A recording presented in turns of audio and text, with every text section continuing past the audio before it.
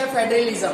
Federalism का meaning क्या होता है बेटा? यहाँ पर हम फेडरलिज्म की सबसे पहले मीनिंग की बात करें, देखो जो डिटेल क्वेश्चन बनेगा यहाँ पर 5 मार्क्स के according, what is the meaning of federalism and write their main features. इसकी फीचर्स लिखे, 7 फीचर यहाँ पर दी गई बेटा इसमें।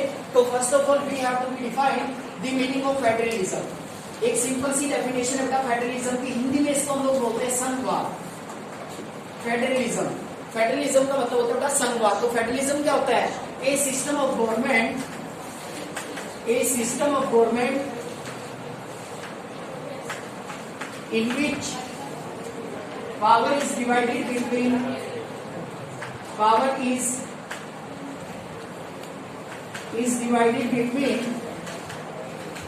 यहां पर थोड़ा सा चेंज कर देता हूं मैं, between the central state and local government देखिए इसमें फेडरलिज्म का मीनिंग क्या होता है? Federalism is a system of government where power is divided between, यहाँ पर थोड़ा सा मैंने चेंज किया बेटा, जहां पर पावर का डिवीजन होता है बेटा between central state and local government, यानी कि सेंट्रल स्टेट और लोकल गवर्नमेंट के बीच में, दैट इज कॉल्ड फेडरलिज्म। उसको हम लोग फेडरलिज्म कहते हैं बेटा, संघवाद कहते हैं। संघवाद का मतलब होता है a system of government in which power is divided between central and state government. You can say there are 2 level of the government. जो फेडरल सिस्टम होता है बेटा उसमें 2 या 2 से अधिक लेवल होते हैं गवर्नमेंट के। देयर आर मेनली 2 और more level of the government. 2 या 2 से अधिक लेवल आप लोगों को गवर्नमेंट के मिलेंगे बेटा। तो फेडरल का मतलब है एक ऐसी सरकार जहां पर पावर का डिवीजन होता है बेटा सेंट्रल और स्टेट गवर्नमेंट के बीच में, दैट इज कॉल्ड फेडरलिज्म। उसको हम लोग बोलते हैं बेटा फेडरलिज्म। संघवाद कहा जाता है जहां पर यानी कि पावर का डिवीजन होता है between central and state government. जो डेफिनेशन की अगर हम बात करते बेटा, here is the definition, that is the meaning of federalism. Federalism की डेफिनेशन दी गई है, there are 2 level of the government. यहाँ पर आप लोगों को कम से कम 2 लेवल मिलेंगे बेटा गवर्नमेंट के लिए। अब यहाँ पर जो हमारी मेन गवर्नमेंट है बेटा central government, central government for the whole country, पूरे देश का शासन चलाने के लिए कौन सी गवर्नमेंट होती है? सेंट्रल गवर्नमेंट, पूरे देश का शासन चलाने के लिए। और फॉर ए प्रोविंस और स्टेट, प्रोविंस और स्टेट यानी कि जो प्रोविंस होता है, एक स्टेट होता है, उसका शासन चलाने के लिए कौन सी होती है हमारी? State government. State government. अगर लोकल की हम बात करें तो लोकल गवर्नमेंट आ जाएगी। कम से कम जो हमारा फेडरलिज्म है, you can say there are mainly 2 और more level of the government. One is for the entire country, that is called the central government, and second is the provincial state, that is called state government। 2 level मिलेंगे बेटा आप लोगों को government के। ऐसी government को हम लोग क्या बोलेंगे? फेडरलिज्म। क्या कहेंगे हम लोग? फेडरलिज्म। फेडरलिज्म का मतलब है a system of government where power is divided between central और स्टेट गवर्नमेंट, यानी कि जहां पर हम लोग पावर का डिवीजन करते हैं सेंट्रल और स्टेट गवर्नमेंट के बीच में, वहां पर आप लोगों को पूरे देश को चलाने के लिए गवर्नमेंट होती है, that is called central government. To run a province और state there is also a government, that is called state government. This system is also called federalism. क्या कहेंगे बेटा ऐसे सिस्टम को? फेडरलिज्म। तो देखिए बेटा इसका जो मीनिंग दिया गया है, व्हाट इज फेडरलिज्म, फेडरलिज्म क्या है, फेडरलिज्म का मीनिंग क्या है, that meaning is given here. यहाँ पे दिया गया बेटा इसका मीनिंग। फेडरलिज्म का मीनिंग देखिए क्या होता है मीनिंग इसमें। Federalism is a system of government in which the power is divided between central authority. Central authority का मतलब यहाँ पर सेंट्रल गवर्नमेंट से बेटा कहते हैं कि फेडरलिज्म से हमारा अभिप्राय एक ऐसी गवर्नमेंट सिस्टम से है in which the power is divided between central government and various consistent unit की जगह मैंने लिख दिया बेटा central government and state government और लोकल गवर्नमेंट। कहते हैं कि एक ऐसी व्यवस्था जहां पर हम लोग पावर का डिवीजन कर देते बेटा सेंट्रल स्टेट और लोकल गवर्नमेंट के बीच में, ऐसी शासन व्यवस्था को हम लोग क्या कहेंगे बेटा? फेडरलिज्म। तो सबसे पहले मीनिंग आता है what is the meaning of federalism या व्हाट इज फेडरलिज्म। संघवाद किसे कहते हैं, फेडरल किसे कहते हैं? तो एक ऐसा सिस्टम गवर्नमेंट का बेटा जहां पर सेंट्रल और स्टेट गवर्नमेंट के बीच में पावर का डिवीजन हो जाता है, शक्तियों का बंटवारा हो जाता है, दैट इज कॉल्ड फेडरलिज्म। तो ऐसे सिस्टम को हम लोग क्या कहेंगे? फेडरलिज्म कहेंगे, संघवाद कहेंगे हम लोग उसको। देखिए कौन कौन से लेवल की गवर्नमेंट होती है? पूरे देश को चलाने के लिए जो रिस्पॉन्सिबल है गवर्नमेंट वो कौन सी है? Central government. और एक पर्टिकुलर प्रोविंस या स्टेट को चलाने के लिए जो गवर्नमेंट, स्टेट गवर्नमेंट। और लोकल में भी हम बात करें बेटा तो हमारी कौन सी गवर्नमेंट आ जाती है, लोकल गवर्नमेंट या पंचायती राज सिस्टम। लेकिन इसको हमने 1992 के बाद अडॉप्ट किया था। तो पहले हमारे यहाँ पर दो ही लेवल की गवर्नमेंट थी, एक सेंट्रल गवर्नमेंट है, एक दूसरी कौन सी थी, स्टेट गवर्नमेंट। यानी कि एक ऐसी गवर्नमेंट सिस्टम जहाँ पे दो लेवल की गवर्नमेंट होती है, पूरे देश को चलाने के लिए सेंट्रल गवर्नमेंट, एक पर्टिकुलर स्टेट को चलाने के लिए स्टेट गवर्नमेंट। ऐसी सिस्टम को क्या कहेंगे बेटा हम लोग, फेडरलिज्म। क्या कहेंगे हम लोग, फेडरलिज्म। ठीक है, मीनिंग डिफाइन हो गया। अब आगे देखो इसमें क्या वही बात बताइए, पूरे देश का शासन चलाने के लिए। सर इसमें जो स्टेट गवर्नमेंट है सर वो डिपेंड होती है उस पे? नहीं बेटा, इंडिपेंडेंट स्वतंत्र रहेंगी आपस में, कोई डिपेंड नहीं रहती है दूसरी गवर्नमेंट। देखो बेटा आगे लिस्ट पढ़ेंगे हम लोग, 4 लिस्ट आती है। Union list central government rule करती है, उसके अकॉर्डिंग सेंट्रल गवर्नमेंट कानून बनाएगी। और जो स्टेट लिस्ट होती है उस पर स्टेट गवर्नमेंट कानून बनाने का लेगा। कौन कौन से सब्जेक्ट उसमें आते हैं, कंकरेंट पे दोनों मिलकर बनाएंगे। फिर बाद में कुछ नई सूची भी हमने शामिल की बेटा, जिसे हम लिस्ट के नाम से जानते हैं। तो उसमें कौन कौन से सब्जेक्ट आते हैं, जैसे कंप्यूटर सॉफ्टवेयर है, टेक्नोलॉजिकल कोई इन्वेंशन आ जाता है बेटा। तो ये सब्जेक्ट हमारे 4th सूची में आते हैं। तो जब संविधान बना तो 3 लिस्ट थी बेटा में। आगे पढ़ेंगे हम लोग, ये स्वतंत्र होती है बेटा। सेंट्रल गवर्नमेंट अपने दायरे में रहकर, अपने ज्यूरिडिक्शन में रहकर काम करेगी। स्टेट गवर्नमेंट है वो अपने ज्यूरिडिक्शन में रहकर काम करेगी। इनका अपना दायरा होता है, अपना क्षेत्राधिकार होता है, एक दूसरे के मैटर में कभी भी इंटरफेयर नहीं करते बेटा इसमें। तो ये था बेटा मीनिंग सबसे पहले फेडरलिज्म का। तो फेडरलिज्म का मतलब एक ऐसे गवर्नमेंट सिस्टम से है जहां पे 2 तरह की सरकार होती है, जहां पर पावर का डिवीजन होता है सेंट्रल और स्टेट गवर्नमेंट के बीच में। पूरे देश का शासन चलाने की रिस्पॉन्सिबिलिटी सेंट्रल गवर्नमेंट की होती है, एक पर्टिकुलर स्टेट का रूल करने की रिस्पॉन्सिबिलिटी स्टेट गवर्नमेंट की होती है। लोकल गवर्नमेंट को भी हमने 1992 में डिसेंट्रलाइजेशन वाला टॉपिक आएगा सबसे लास्ट में, वहां पर हम लोग पढ़ेंगे बेटा इसमें। 1992 के बाद अमेंडमेंट हुए थे 73rd और 74th, तब हमने पंचायतों को भी अपनाया था। यानी कि तभी तो मैंने लिखा central and state and local government, local को भी हमने इंक्लूड कर दिया। वही पावर तो लोकल के पास भी आप डिसेंट्रलाइजेशन वाला टॉपिक आएगा। डिसेंट्रलाइजेशन का मीनिंग क्या बेटा, when some power of central and state government is given to local government, that is called decentralisation. यानी कि जब सेंट्रल गवर्नमेंट या स्टेट गवर्नमेंट अपनी कुछ पावर लोकल गवर्नमेंट को दे देती है, उसको लोग क्या बोलते हैं, डिसेंट्रलाइजेशन। और ऐसा इंडिया में हुआ आफ्टर 1992 के बाद। 73rd और 74th अमेंडमेंट हुए थे 2, जिसके तहत हमने पंचायती राज सिस्टम को अपनाया था। पहले गाँव के पंचायतों को अपनाया गया था।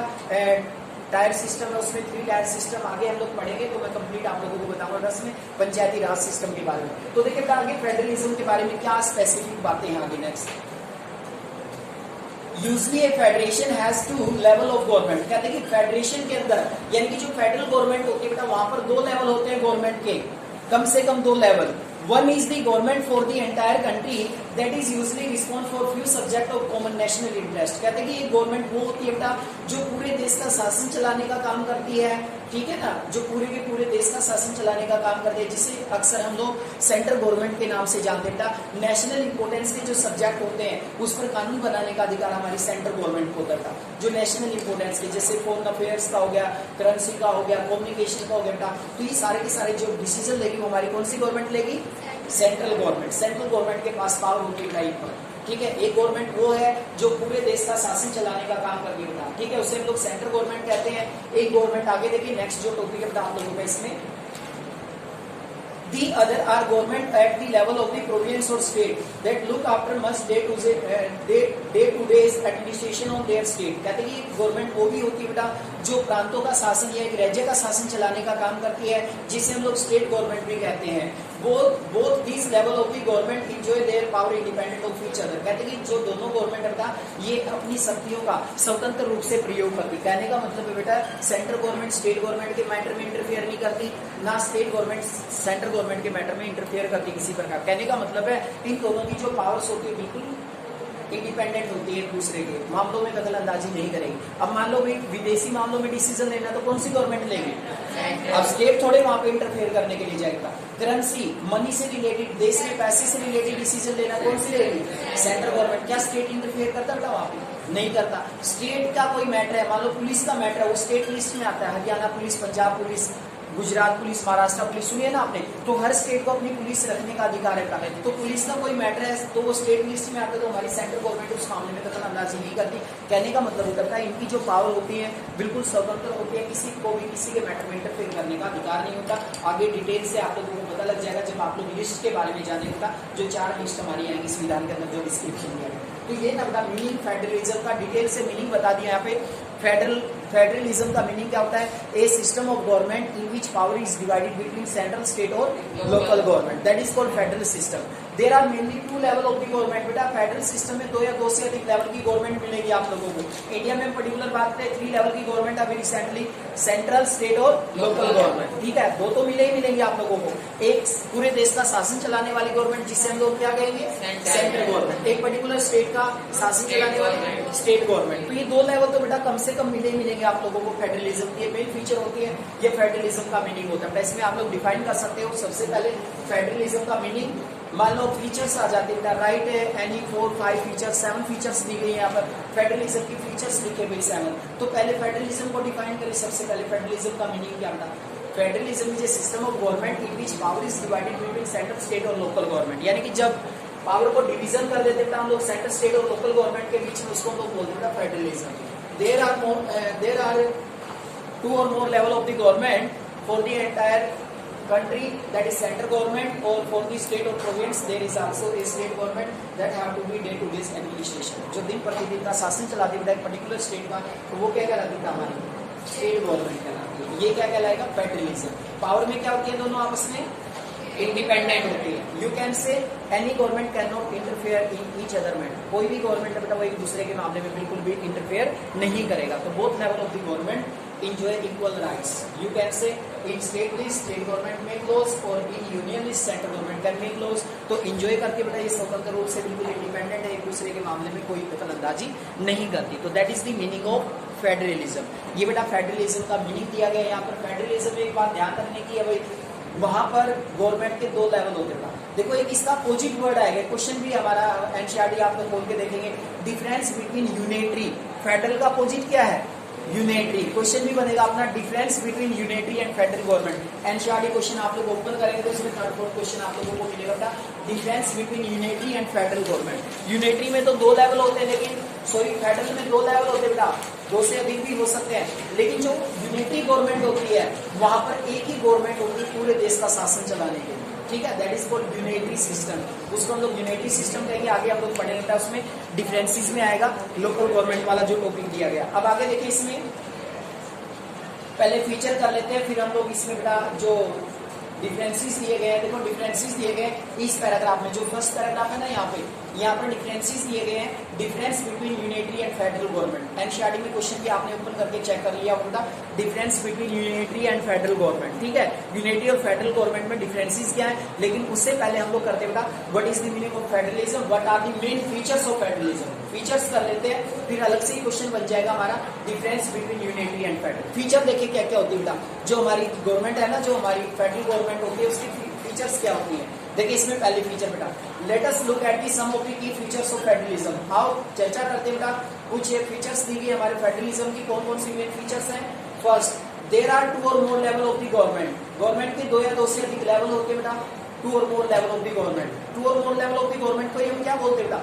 फेडरलिज्म, ठीक है। गवर्नमेंट के लेवल 2 तो होंगे ही होंगे बेटा, 2 से ज्यादा भी हो सकते हैं। जैसे हमारे यहाँ पर पहले सेंट्रल स्टेट थी, अब लोकल भी बनी 1992 के बाद, तो 3 लेवल हो गए हमारे। सेकंड बेटा, different type of government govern the same citizen but each has its own jurisdiction. यहाँ तक आप लोग कर सकते हैं। कहते हैं कि जो different type of the government, यानी कि जो अलग अलग लेवल की गवर्नमेंट है बेटा, वो सेम नागरिकों पर रूल करती है। अब मान लीजिए कि सेंट्रल गवर्नमेंट है बेटा, वो हरियाणा वालों पे भी रूल करती है, स्टेट गवर्नमेंट है वो भी हरियाणा वालों पे रूल कर रही है। कहने का मतलब बेटा दोनों लेवल की गवर्नमेंट यानी कि सेम सिटीजन पर रूल करती है। नागरिक तो हम काम किसके हैं? हरियाणा के, भारत के, भारत के नागरिक है बेटा, तो हमें तो नागरिकता एक ही मिली है। चाहे स्टेट गवर्नमेंट है वो भी भारतीय पर रूल कर रही है, चाहे सेंट्रल गवर्नमेंट है वो भी सेम सिटीजन पर रूल करती है बेटा, ठीक है। लेकिन उनका जो ज्यूरिडिक्शन है बेटा, जो दायरा होता है, जो क्षेत्राधिकार होता है, वो अलग अलग होता है। क्षेत्राधिकार का मतलब सेंट्रल गवर्नमेंट कहाँ पर कानून बनाएगी, इसका ज्यूरिडिक्शन अलग मिलेगा बेटा। स्टेट गवर्नमेंट को कहाँ पर कानून बनाने का अधिकार है, इसका दायरा अलग से मिलेगा। सेकंड फीचर है बेटा, both level of the government ruled over the same citizen, यानी कि दोनों लेवल की गवर्नमेंट एक ही नागरिकों पर रूल करती है। भाई सेंट्रल गवर्नमेंट हमारे ऊपर भी रूल कर रही है, स्टेट गवर्नमेंट भी हमारे ऊपर रूल कर रही है। नागरिक कहाँ के? भारत के नागरिक है बेटा। लेकिन दोनों लेवल की गवर्नमेंट का अपना ज्यूरिडिक्शन होता है, अपना क्षेत्राधिकार होता है। क्षेत्राधिकार का मतलब है अब पुलिस से संबंधित डिसीजन लेना तो कौन सी गवर्नमेंट लेगी? State government. करेंसी से रिलेटेड डिसीजन लेना तो कौन सी? Central government. तो इसी को बोलते हैं हम क्षेत्राधिकार। भाई अपने अपने मैटर में रहकर, अपने अपने दायरे में रहकर काम करेगी दोनों सरकार, दोनों लेवल की गवर्नमेंट, लेकिन सेम नागरिकों पर रूल करते बेटा दोनों लेवल की गवर्नमेंट। नेक्स्ट है थर्ड पॉइंट, इसमें यहाँ तक कर सकते हैं आप लोग, आगे नेक्स्ट छोड़ सकते हैं इसमें points. The jurisdiction of the respective level of the tier of government are specified in the constitution. कहते हैं कि जो क्षेत्राधिकार का अलग अलग लेवल की गवर्नमेंट का, चाहे सेंटर है चाहे स्टेट गवर्नमेंट का, उसका जो क्षेत्राधिकार था उसका संविधान में वर्णन किया गया, संविधान में उसका डिस्क्रिप्शन किया गया। कैसे किया गया बेटा, देखिए अभी से जो लिस्ट है हमारी यूनियन लिस्ट है, इसमें लगभग 99 सब्जेक्ट्स आते हैं इसमें। स्टेट लिस्ट है, इसमें लगभग 66 सब्जेक्ट है इसमें। और जो हमारी लिस्ट है बेटा गवर्नमेंट लिस्ट है, इसमें 44 सब्जेक्ट है, अलग अलग विषय। ठीक है, अब ये 66 99 सब्जेक्ट है, currency, foreign affairs, military, army, railway, तो ये डिसीजन लेने का अधिकार कौन सी गवर्नमेंट को है, यूनियन गवर्नमेंट को। तो यूनियन गवर्नमेंट को पहले से बता दें कि 99 सब्जेक्ट है जिन पर आप लोगों को डिसीजन लेने का अधिकार है। स्टेट गवर्नमेंट यहाँ इंटरफेयर नहीं करेगी। और 66 सब्जेक्ट हमारी स्टेट लिस्ट में आते हैं, जहां पर कौन सी गवर्नमेंट को डिसीजन लेने का अधिकार है बेटा, स्टेट गवर्नमेंट। कहने का मतलब है बेटा इनका जो ज्यूरिडिक्शन होता है, जो क्षेत्राधिकार होता है, वो वर्णित होता है बेटा। उसके बारे में हम लोग ज्यादा मतलब एक दूसरे के मैटर में कोई भी गवर्नमेंट इंटरफेयर नहीं करेगी। यस बेटा, सब्जेक्ट्स को लेकर बात करें ना आप लोग, इतने ही सब्जेक्ट्स कर देता, लेकिन अमेंडमेंट होने के बाद 101 100 दिए गए बेटा इसमें, लेकिन अमेंडमेंट होने के बाद है वो अमेंडमेंट। जो संविधान में अमेंडमेंट हुए ना, अमेंडमेंट होने के बाद है। जनरली हम लोग इनको कर देते हैं, लेकिन उसमें आता है मोर देन 100 से ज्यादा। जीएसटी वाला लास्ट है 101 101 कंप्लीट हम लोग बात करें तो बेटा। तो ये जीएसटी भी किसके अंडर में, सेंट्रल गवर्नमेंट के। सुना होगा आपने एक नया कानून आया था जीएसटी वाला, जो टैक्स लगता है 101 बेटा, अगर हम कंप्लीट बात करें। लेकिन जो लिस्ट होती है ना, लिस्ट के अकॉर्डिंग हम बात करते हैं ना, जो संविधान में वर्णित है, तो उसके अकॉर्डिंग ये जो अलग अलग सब्जेक्ट्स होते हैं बेटा, अलग अलग विषयों पर कानून बनाने का जो अधिकार है वो हमारी स्पेसिफिक है पहले से ही। भाई इस विषय पर ये गवर्नमेंट कानून बनाएगा। ये संविधान में क्या किया गया, प्रिस्क्राइब किया गया, इसका वर्णन किया गया कि कौन सी गवर्नमेंट इसके ऊपर कानून बनाएगी। पहले तो ओरिजिनल थे ना कॉन्स्टिट्यूशन में, वो अलग तो ये पहले वाले ओरिजिनल वाले लिखवाए बेटा।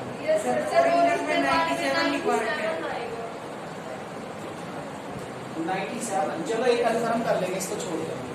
ठीक है, मे बी 99 है अभी सब्जेक्ट शायद 90। देखता इसमें नेक्स्ट फोर्थ फीचर क्या है इसमें, The fundamental provision of the Constitution cannot be unilaterally changed by one level of the government. Such changes require consent both of the level of the government. कहते हैं कि यदि संविधान के किसी फंडामेंटल पार्ट्स में चेंज करना चाहते हैं, संविधान के किसी मूल पार्ट में चेंज करना चाहते हैं, मान लो फंडामेंटल राइट्स में हमें चेंज करना है, ये पार्ट थर्ड में आते हैं। आपने सुना भी होगा राइट टू प्रॉपर्टी, एक हमें फंडामेंटल राइट्स दिया गया था, लेकिन उसको रिमूव कर दिया गया था। तो उसको हटाने के लिए संविधान में यानी कि अमेंडमेंट करने के लिए both level of the government, दोनों लेवल की गवर्नमेंट की रिक्वायर्ड होती है बेटा। जनरल सा कोई चेंज करना है कॉन्स्टिट्यूशन में, तो वो कौन कर सकती है, सिर्फ हमारी पार्लियामेंट कर सकती है बेटा। लेकिन यदि मेजर पार्ट, जो मेन पार्ट होता है बेटा, मेन पार्ट संविधान का यानी कि जो फंडामेंटल पार्ट जिसे हम लोग कहते हैं, किसी मूल पार्ट में संविधान में अमेंडमेंट करना चाहते हैं, तो उसमें हमें रिक्वायर्ड होती है बेटा दोनों लेवल की गवर्नमेंट की। यू कैन से पार्लियामेंट आ जाती है इसमें, प्लस मोर देन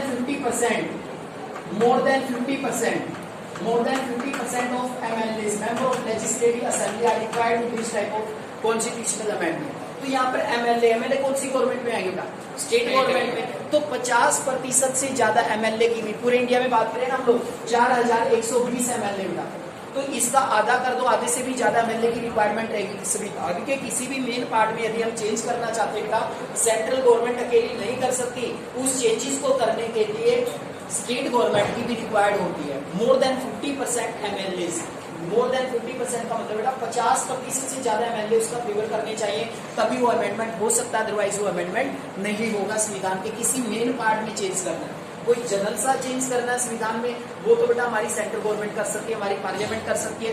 लेकिन संविधान की जो फंडामेंटल पार्ट्स है, मूल पार्ट है जो, उनमें यदि हम लोग चेंज करना चाहते हैं, तो उसके लिए central government plus state government दोनों मिलकर चेंज करेंगे। यहाँ पर एक गवर्नमेंट को चेंज करने का अधिकार नहीं दिया गया। ये भी फेडरलिज्म की मेन फीचर है बेटा, यानी कि संविधान के किसी मूल पार्ट में चेंज करना है, क्या एक लेवल की गवर्नमेंट कर सकती है, नहीं कर सकती। उसमें दोनों लेवल की गवर्नमेंट रिक्वायर्ड होती है, सेंट्रल और स्टेट गवर्नमेंट दोनों मिलकर चेंज कर सकती है।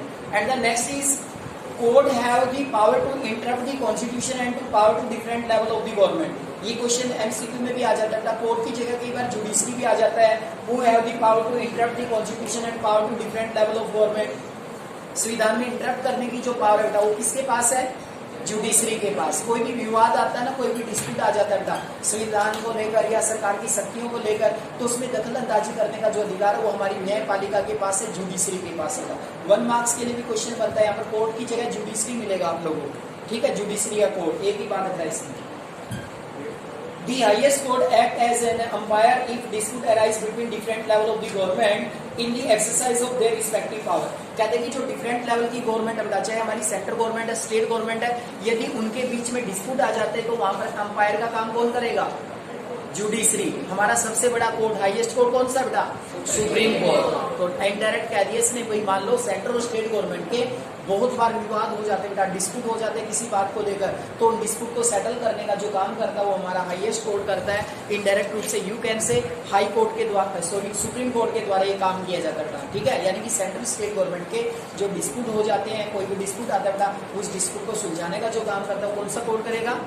Supreme court. Supreme court is the highest court of India. अलग-अलग पॉइंट बना ले, बिल्कुल बना सकते हो, अलग सेपरेट कर सकते हो, इसमें जितने बन सके आप लोगों से बनाए पॉइंट्स, लेकिन क्वेश्चन पॉइंट्स में अटेम्प्ट करना है, ठीक है। नेक्स्ट है बेटा इसके बाद, source of revenue for each level of the government are clearly specified to ensure it financial autonomy. कहते हैं कि वित्तीय स्वायत्तता को निर्धारित करने के लिए बेटा कौन सी गवर्नमेंट कौन सा टैक्स लेगी, ये भी हमारे संविधान में पहले से डिसाइड कर दिया गया। भाई टैक्स कौन कौन से, अलग अलग तरह के टैक्स लगते हैं बेटा।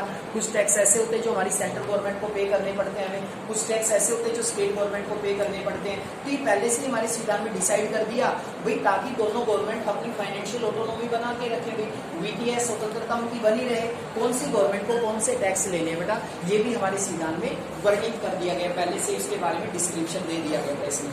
और लास्ट टॉपिक है बेटा इसमें, the federal system thus has dual objective. 1 marks में भी क्वेश्चन आ जाता है, what are the dual objective. Dual का मतलब दोहरे, दो उद्देश्य बेटा फेडरल सिस्टम के। पहला, to safeguard and promote unity of the country. पहला तो उद्देश्य फेडरल कंट्री का या फेडरल सिस्टम का एक देश की एकता को बढ़ावा देना, सुरक्षा को बढ़ावा देना। और दूसरा बेटा इसमें at the same time accommodate regional diversities, यानी कि जो क्षेत्रीय विविधताएं पाई जाती हैं उनको समायोजित करना, उनको अकोमोडेट करना बेटा इसमें। तो ये भी क्वेश्चन आ जाता है 1 मार्क्स में, what are the dual objective of federal system. यानी कि जो फेडरल गवर्नमेंट हमने अपनाई बेटा, उसके पीछे दो उद्देश्य हमारे ड्यूल ऑब्जेक्टिव है। पहला उद्देश्य है to promote unity and security of the country, देश की एकता और सुरक्षा को बढ़ावा देना बेटा। और दूसरा ऑब्जेक्टिव क्या है? टू अकोमोडेट रीजनल डाइवर्सिटीज, यानी कि हर रीजन में विविधताएं पाई जाती है बेटा, ठीक है, उनको अकोमोडेट करना, उनका समायोजन करना। These are the dual objective of the federal system. 1 marks के लिए अलग से भी क्वेश्चन आ सकता है इसमें। जो फीचर्स हैं, फीचर्स में 2 क्वेश्चन आप लोगों के निकले यहाँ पर, ठीक है। एक जुडिशरी वाला, इंटरप्ट करने का संविधान में, या जो पावर्स गवर्नमेंट के डिस्प्यूट आते हैं उसमें इंटरप्ट करने का जो अधिकार था वो जुडिशरी को या सुप्रीम कोर्ट को होता है इसमें, ठीक है। तो ये बेटा हमारी main feature, there are mainly 7 feature. कौन कौन सी विशेषता का थोड़ा सा बेसिक में एक बार फिर दोबारा से रिपीट कर देता हूँ। द फर्स्ट इज 2 और more level of the government. कितने लेवल होंगे गवर्नमेंट के बेटा? 2 या 2 से अधिक, 2 या 2 से अधिक लेवल ऑफ द गवर्नमेंट के। सेकंड फीचर जो दी गई बेटा इसमें, different tyre of the government govern the same citizen, यानी कि जो डिफरेंट लेवल की गवर्नमेंट है वो एक नागरिकों पर, किसके नागरिक हम सब भारतीय नागरिक हैं, भारतीय नागरिकों पर रूल करती है बेटा। लेकिन उनका जो ज्यूरिडिक्शन है, क्षेत्राधिकार है बेटा, वो पहले से ही संविधान में वर्णित किया गया, स्पेसिफाई कर दिया गया। इन विषयों पर ये गवर्नमेंट कानून बनाएगी, इन विषयों पर हमारी स्टेट गवर्नमेंट, इन विषयों पर सेंट्रल गवर्नमेंट रूल करेगी, कानून बनाएगी। थर्ड पॉइंट इज बेटा, ज्यूरिडिक्शन है जो तीनों लेवल की गवर्नमेंट का, उसे संविधान में वर्णित किया गया है ताकि कोई भी गवर्नमेंट मतलब किसी प्रकार की कोई मनमानी ना कर पाए। फोर्थ है बेटा इसमें, फंडामेंटल जो प्रोविजन है, संविधान के किसी मूल पार्ट में चेंज करना चाहते हैं तो उसके लिए भी एक लेवल की गवर्नमेंट चेंज नहीं कर सकती, उसके लिए भी both level of the government required बेटा, उसके लिए भी हमें दोनों लेवल की गवर्नमेंट की रिक्वायर्ड पड़ती है संविधान में चेंज करना फंडामेंटल पार्ट्स में।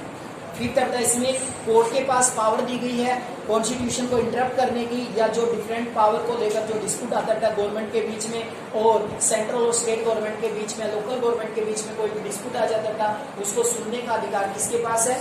सुप्रीम कोर्ट के पास है, सुप्रीम कोर्ट के पास है।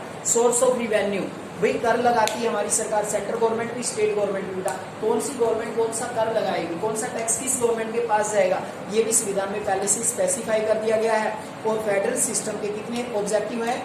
ड्यूल का मतलब दो बेटा, दोहरे ऑब्जेक्टिव है। पहला देश की सिक्योरिटी और सुरक्षा को प्रमोट करना, सेकंड है रीजनल डाइवर्सिटीज को अकोमोडेट करना। These are the main features of federalism. मान लो एक डिटेल क्वेश्चन आ जाता है, what is federalism, what are the main feature of federalism.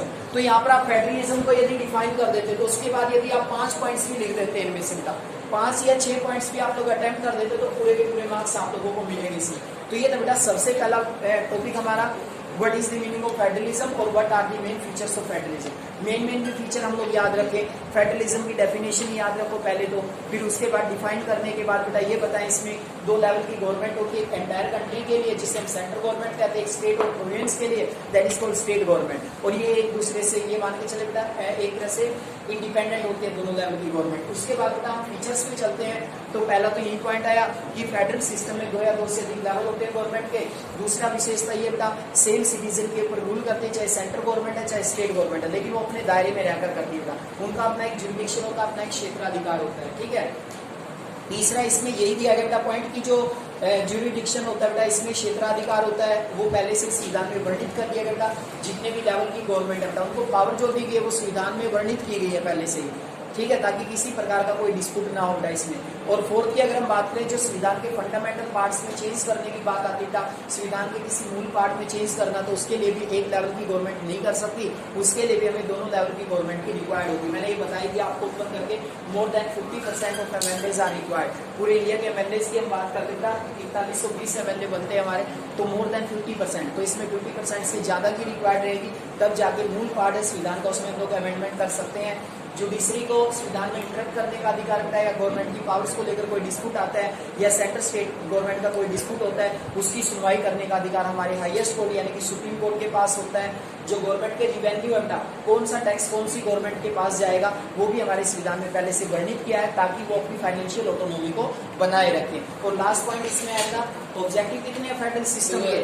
2 objective है, to promote and to protect security and unity, देश की एकता और सुरक्षा को बढ़ावा देना बेटा, और टू अकोमोडेट रीजनल डाइवर्सिटीज। ये 1 मार्क्स में भी क्वेश्चन आ सकता था, राइट एनी 2 ऑब्जेक्टिव। ड्यूल का मतलब यहाँ पे 2 है बेटा, 2। ड्यूल का मतलब दोहरा होता है, ठीक है ना, यानी कि दोहरे उद्देश्य क्या क्या है, एक तो देश की एकता और अखंडता को बढ़ावा देना, देश की सुरक्षा को बढ़ावा देना, और दूसरा बेटा जो क्षेत्रीय विविधता है उनका अकोमोडेशन करना, उनका समायोजन करना, ठीक है। क्लियर है यहाँ तक अपना टॉपिक? फेडरलिज्म का मीनिंग, फेडरलिज्म की मेन फीचर्स बेटा। उसके बाद जो टॉपिक आता है हमारा, यहाँ पर मैंने आप लोगों को बताया था, यहाँ पर एक क्वेश्चन बनेगा, difference between unitary and federal government. Unitary and federal government, federal और यूनिटरी गवर्नमेंट बेटा 2 लेवल होते हैं गवर्नमेंट के। फेडरल का तो आपको पता ही लग गया, जहाँ पे 2 या 2 से अधिक लेवल होते हैं गवर्नमेंट के, अपना अपना इनका क्षेत्राधिकार होता है, अपने अपने दायरे में रह के काम करते हैं। लेकिन एक दूसरा भी बेटा, फेडरल का जो अपोजिट वर्ड है ना, वो unitary, unitary government. Unitary government, unitary का मतलब होता है, नाम से स्पष्ट हो जाता है, एकात्मक सरकार। एकात्मक सरकार, a system of government where there is only single level of the government। एक ऐसी सरकार बेटा या एक ऐसी शासन व्यवस्था जहां पर एक ही लेवल होता है गवर्नमेंट का, पूरे देश को चलाने की जो रिस्पॉन्सिबिलिटी होती है वो सिर्फ एक ही लेवल की गवर्नमेंट के ऊपर होती है। ऐसी गवर्नमेंट को हम लोग क्या कहेंगे बेटा? Unitary government. क्या कहेंगे हम लोग? Unitary government. यूनिटरी का माइंड में नाम याद रहना चाहिए, यूनिटरी का मतलब एकात्मक, और फेडरल का मतलब संघात्मक। अपोजिट वर्ड है बिल्कुल बेटा। यहाँ पर तो देखो 2 या 2 से अधिक लेवल रहेंगे गवर्नमेंट के, लेकिन यहाँ पर सिर्फ एक लेवल रहता है पूरे देश का शासन चलाने के लिए। This type of system is called unitary government. ऐसे सिस्टम को लोग बोलते हैं यूनिटरी गवर्नमेंट। डिटेल से देखें, क्वेश्चन अपना बनेगा, difference between federal and unitary government.